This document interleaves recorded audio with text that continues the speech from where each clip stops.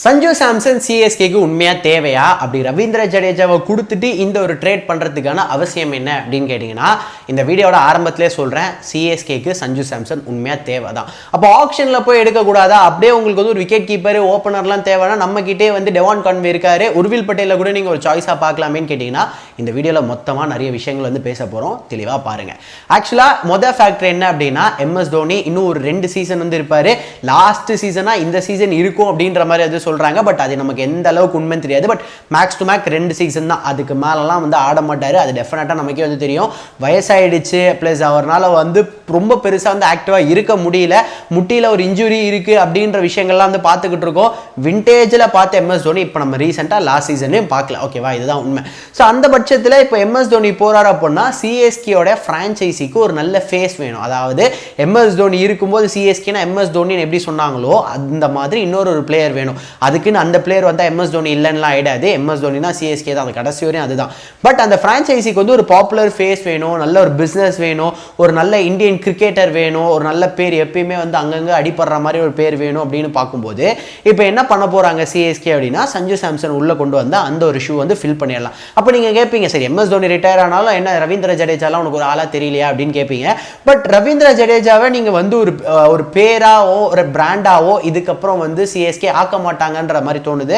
ஏன்னா அவருக்குமே வயசாயிடுச்சு. அவர் என்ன எம்எஸ் தோனி அடுத்த சீசன் ரிட்டையர் ஆகிறாரு அப்படின்னா அவர் இன்னொரு 3-4 சீசன் அவரும் ஜடேஜாவும் ஆடுவார்.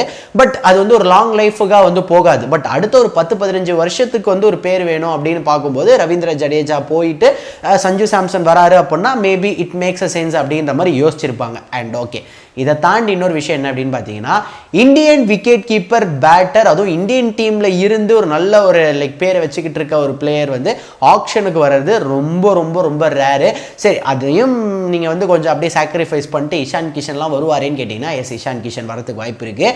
பட் இஷான் கிஷனோட என்ன பிரச்சனை அப்படின்னு பார்த்தீங்கன்னா, இஷான் கிஷன் வந்து இப்போ கன்சிஸ்டண்ட்டாக இருக்கிறது கிடையாது. ரெண்டாவது வந்து இந்தியன் டீம்லையுமே வந்து அவருக்கு வந்து அந்த அளவுக்கு வாய்ப்பு வந்து கிடைக்கிறது கிடையாது. ஸோ அப்போ என்ன பண்ணுறாங்க அப்படின்னா, நம்ம சஞ்சு சாம்சனை ஏதாவது ஒரு ஃபேக்டரில் உள்ள கொண்டு வந்துடலாம், ஒரு ஓப்பனிங் ஆப்ஷனும் கிடைக்கும். அப்போ ஏன் ப்ரோ கான்வே என்ன ஆச்சு அப்படின்னு கேட்டிங்கன்னா, கான்வே வந்து முன்னாடி இருந்த மாதிரி இப்போ வந்து நமக்கு அந்த ஒரு டகால்னு ஒரு ஸ்டார்ட் வந்து கொடுக்க மாட்டார். ரொம்ப அப்படியே அந்த மேட்ச் வந்து அப்படியே தட்டி தட்டி தட்டி தட்டி எடுத்துகிட்டு போய் அதுக்கப்புறம் வந்து அந்த ஒரு மேட்ச் இழுத்து பிடிக்கணும்னு பார்க்குறாரு.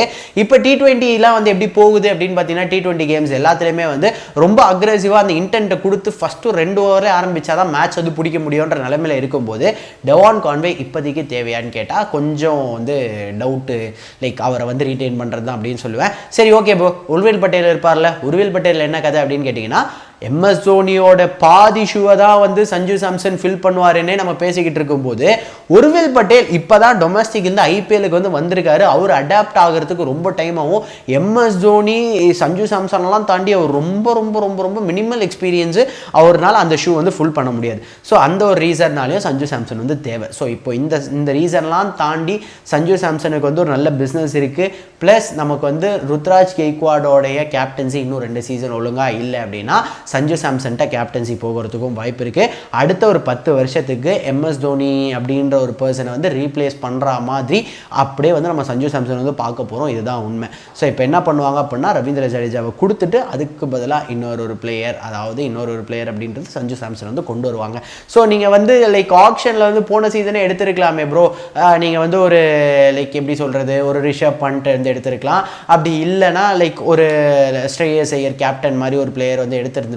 கேஎல் ராகுல கூட எடுத்திருக்கலாமே அப்படின்னா, கேஎல் ராகுலுக்கு கூட ஒரு சில இன்ஜுரி கன்சர்ன்ஸ் வந்து இருக்குது. ஓகேவா, பட் லாஸ்ட் சீசன் அப்படியே நல்லபடியாக ஆடி கொடுத்துட்டு போயிட்டார் டிசிக்கு. பட் நீங்கள் ஒரு லாங் டைமில் வந்து நிறைய ஆஸ்பெக்ட்ஸ், நிறைய விஷயங்கள் நீங்கள் பார்க்கும்போது சஞ்சு சாம்சன் வந்து செட் ஆவார் அப்படின்ற ஒரு இதுதான். ரெண்டாவது, தமிழ் மக்களுக்கு வந்து சஞ்சுவோட எந்த அளவுக்கு ஒரு பாண்டிங் இருக்குது அப்படின்றது தெரியும். சேட்டா சேட்டா அப்படின்னு கூப்பிட்டுட்டு அந்த அளவுக்கு ஒரு நல்ல ஒரு பாண்டிங் இருக்கும்போது சஞ்சுவும் ஆசைப்படுறாரு அப்படின்னும் போது இந்த ஒரு ட்ரேட் வந்து நடத்தலாம் அப்படின்னு இப்போ ரவீந்திர ஜடேஜா வந்து கொடுத்துட்டு இந்த ட்ரேட் வந்து பண்ணுறாங்க. ரவீந்திர ஜடேஜா எனக்கு தெரிஞ்சு மேக்ஸ் டு மேக்ஸ் இன்னும் ஒரு 2-3 சீசனுக்கு அப்புறம் ரிட்டையர் ஆயிடுவார். சொல்கிறேன் பாருங்கள், கண்டிப்பாக சொல்கிறேன், நோட் பண்ணி வச்சுக்கோங்க. இன்னும் 2 சீசன் 3 சீசன் வந்து ரிட்டையர் ஆயிடுவார். ஸோ இன்டர்நேஷனல் சைடெலாம் ரிட்டையர் ஆகிட்டு அவரும் இப்போ இந்த இதெல்லாம் பார்த்துட்டு எம்எஸ் தோனி இல்லை, இந்த டீம் இல்லை அப்படி இப்படின்னு பார்க்கும்போது அவருக்கும் அந்த இப்போ எப்படி அஸ்வின் வந்து ரிட்டையர் ஆகி போனார், அந்த மாதிரி இவரும் வந்து ரிட்டையர் ஆகி போவார். பட் அதுக்குள்ளே ஒரு கப்போட வந்து எப்படி சொல்கிறது, அந்த அவரோட இந்த ஒரு ஃபைனல்ஸ் வந்து பார்த்தீங்கன்னா ஒரு கப்போட வந்து அவர் அந்த ஃபேர்வெல் வந்து முடிச்சுட்டு போகணும்னு ஆசைப்பட்றேன்.